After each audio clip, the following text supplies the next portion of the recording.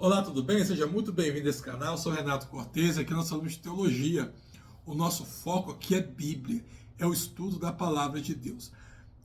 Nessa série, estamos tentando responder a pergunta: se Jesus ele é um só, por que existem tantas denominações? E ao mesmo tempo trazer para você um panorama dos principais segmentos religiosos dos evangélicos aqui no Brasil. No vídeo de hoje nós vamos falar do movimento das igrejas de parede preta, tá?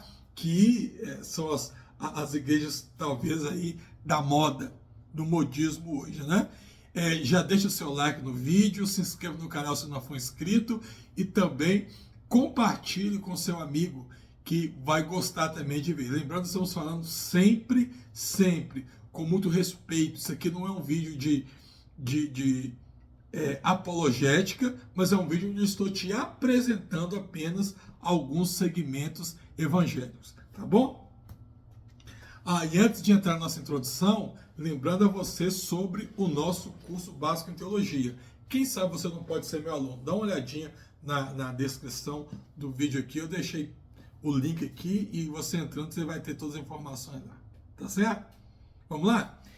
Então, o que são as igrejas de parede preta? O termo igrejas de parede preta é uma expressão popular, não é acadêmica, vamos deixar isso claro, usado para se referir a um estilo recente de igreja.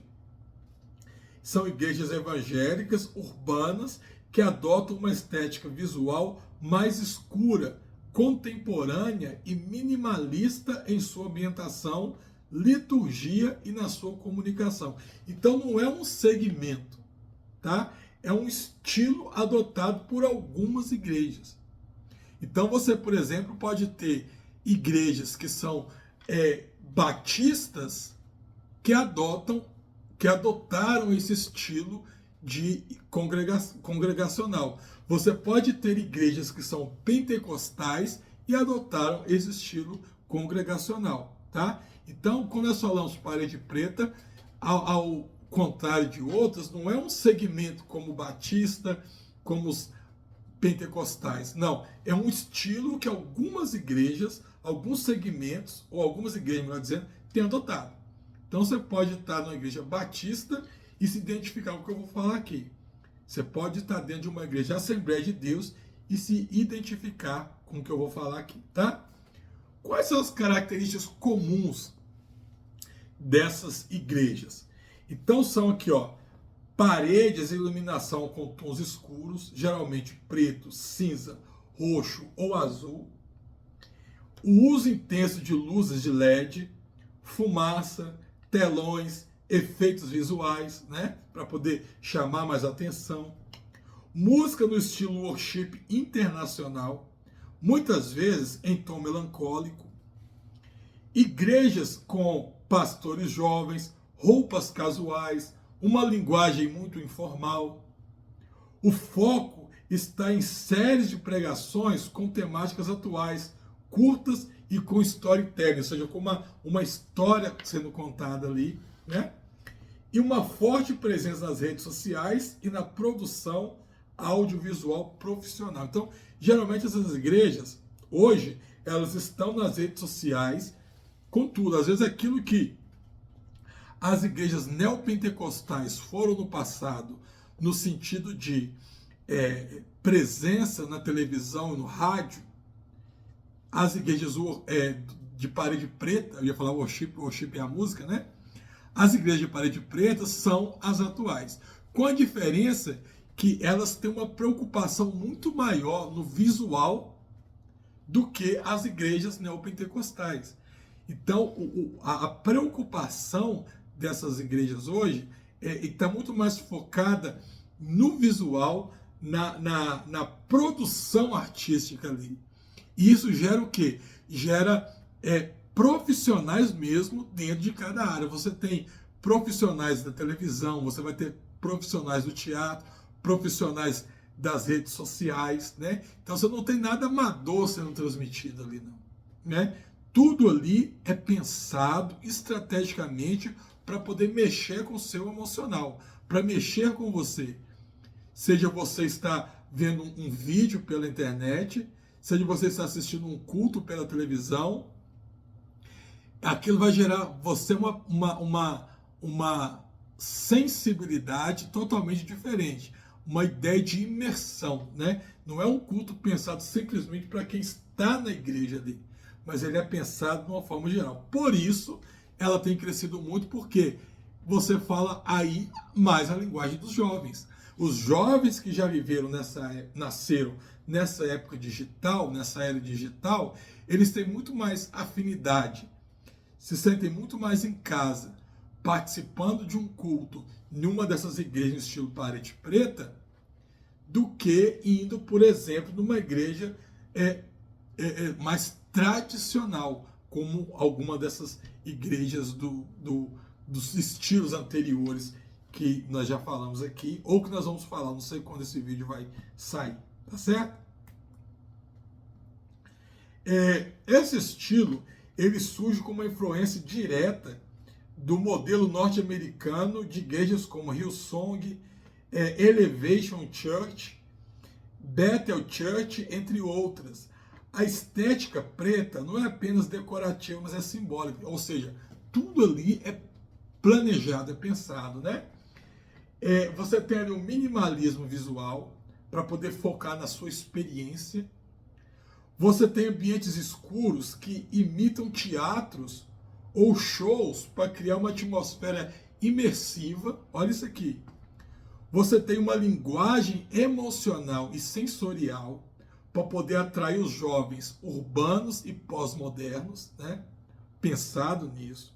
No Brasil, você vai ter algumas igrejas que representam esse estilo, que geralmente são localizadas em grandes centros urbanos. Atrai o público jovem adulto da faixa entre 20 a 35 anos com vida digital ativa. Aquilo que eu falei, a ideia é pegar os jovens que já nasceram nessa época, né? Jovem que já está o tempo todo na internet, já está o tempo todo jogando, né, conversando online, com chat, já tem intimidade com isso. E então perceba aqui que, ao contrário, por exemplo, quando eu falei das igrejas pentecostais, que abriam pronto de pregação em qualquer local, aqui não. Aqui as igrejas não são abertas em qualquer local, são pontos estratégicos. Como você tem desde a cor da parede pensado para uma experiência pessoal e imersiva, então a abertura dos templos também. Então, geralmente, essas igrejas, elas estão localizadas em grandes centros urbanos, né? É muito comum a pessoa morar num bairro e pegar o ônibus ou pegar o seu carro para congregar na sua igreja no centro da sua cidade, tá certo? O que motiva esse movimento? Então, vamos ver algumas coisas aqui. O primeiro é o contexto cultural.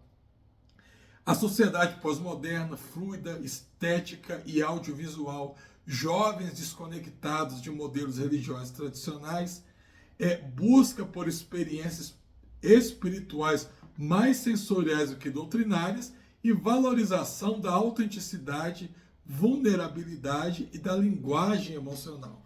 Então, o contexto cultural onde você tem pessoas buscando mais sentido que viver, né? Você tem jovens aqui buscando, os jovens que não estão concordando, não se sentem bem com modelos tradicionais. Esse ambiente propicia, né, uma abertura para esse tipo de igreja. Por quê? Porque essa igreja, ela está mais pensada, né? Ela está mais focada em quê? Na experiência sensorial das pessoas hoje, né? Então, fulano participou de uma igreja tradicional, não se sentiu bem, aí não teve a sua experiência lá. Então, aqui, o movimento vai ser mais pensado para que você tenha essa experiência. Então, ou seja, a cultura que nós vivemos favoreceu para que essa igreja pudesse chegar. Outro ponto aqui é a estratégia de evangelismo. Abandono dos símbolos religiosos tradicionais, a apresentação do evangelho com estética de entretenimento, criação de ambientes neutros para receber o desigrejado, né? Ou seja, nessas igrejas, você vê que os símbolos e as ideias tradicionais, elas vão sendo repaginadas para quê? Para poder mudar, para poder deixar o jovem mais suave, digamos assim, né? Menos constrangido, para ele poder chegar aqui.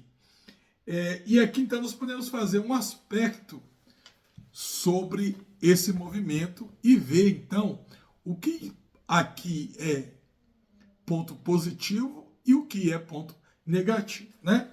Então, como aspecto positivo, o que nós podemos destacar? Lembrando, gente, sempre com muito respeito, tá? E sem querer ofender ninguém. Como aspecto positivo, nós destacamos aqui o envolvimento dos jovens e o acolhimento das pessoas feridas. A comunidade relevante com a linguagem da geração atual, a comunicação, né?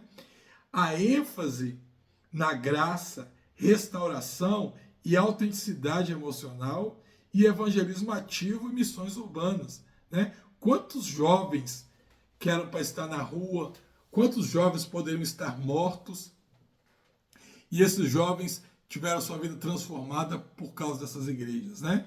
Quantos desses jovens poderiam estar, quem sabe, no mundo do crime e hoje são líderes evangélicos que estão trabalhando na igreja, têm seus cargos, estão buscando a Deus, estão falando o evangelho para outras pessoas. Então, são pontos positivos dessas igrejas. Mas quais que são os riscos e as críticas respeitosas aqui? Risco de superficialidade doutrinária, né? Como por causa daquelas coisas que eu já mostrei. A substituição da centralidade da palavra pela performance, pelo show que você vê ali na frente.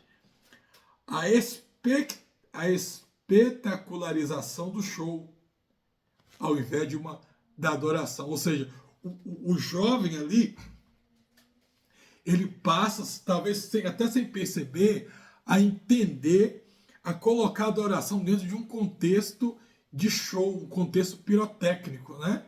Que às vezes pode trazer uma dificuldade de alcançar isso dentro da sua casa, ou de alcançar isso numa igreja tradicional, ou no local que você estiver fora disso. A fragilidade teológica e emocional das pregações e o possível esvaziamento do discipulado. E aqui eu fiz um contraste, dos modelos tradicionais com esse movimento das igrejas de parede preta. A estética. Nas igrejas tradicionais, você tem iluminação clara, você tem geralmente imagens de cruz e púlpito tradicional. Lá, você tem ambientes escuros, você tem um palco e você tem luzes. Geralmente você tem só local de pôr a Bíblia, com rodinha e tudo, que na hora do louvor tira aquilo ali e sobe literalmente um palco que se transforma, né? O louvor nas tradicionais são hinos, corais, música congregacional. Nas igrejas de parede preta são bandas de worship internacionais. Banda e músicas worship internacional, que geralmente são ou traduzidas para o Brasil, né? Ou então feitas aqui no Brasil no estilo lá de fora. A pregação nas tradicionais ela é expositiva e mais longa. Nas paredes pretas é o que? São mais curtas, são temáticas e são com storytelling. O foco nas igrejas tradicionais, doutrina e uma liturgia. O foco nas igrejas de parede preta é a sua experiência e o seu pertencimento, né? O discipulado nas igrejas tradicionais vai ser a escola bíblica dominical e nas classes.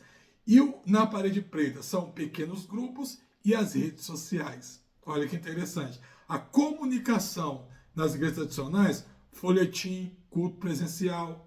E as igrejas de parede preta, YouTube, Reels e podcast.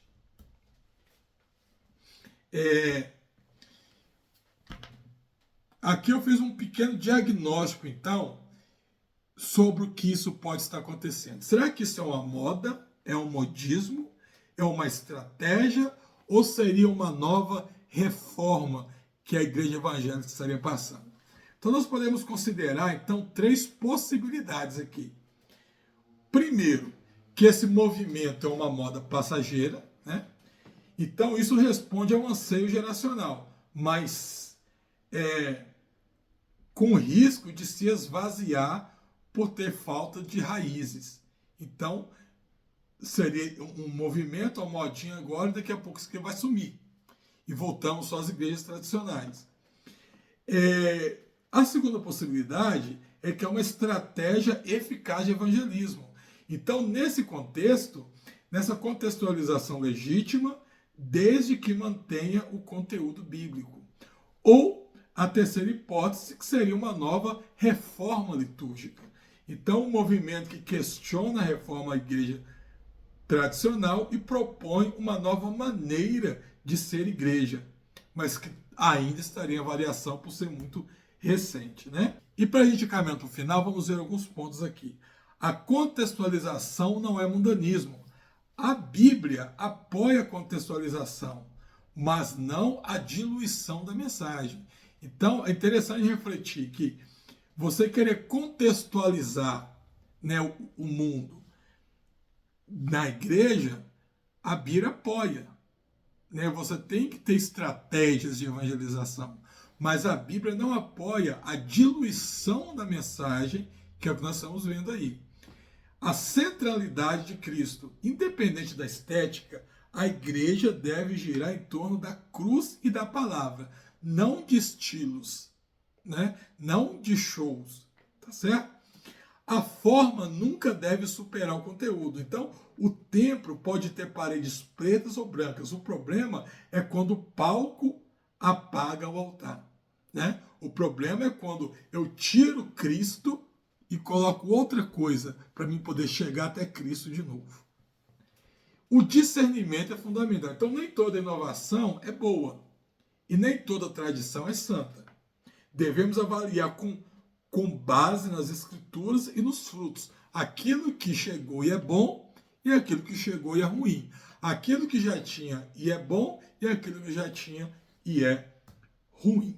Tá? E para a gente fechar, o movimento das paredes pretas é um fenômeno relevante que aponta para o desejo legítimo de alcançar uma nova geração com criatividade e autenticidade. No entanto, a igreja deve sempre preservar a verdade do Evangelho, discipular com profundidade, adorar com reverência, mesmo em estilo diferente, e manter a palavra como centro, não como palco.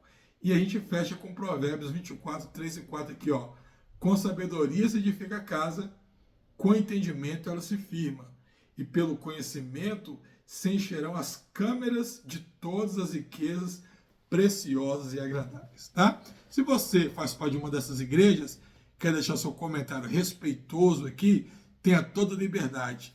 Não concordou? Pode criticar, concordou, gostou, pode acrescentar alguma coisa também. Fique à vontade, tá bom? Também lembre do nosso curso básico em teologia, se você, de repente, pode ser o meu aluno aí. O link está na descrição. No mais, fique com Deus, Deus te abençoe e até o nosso próximo encontro.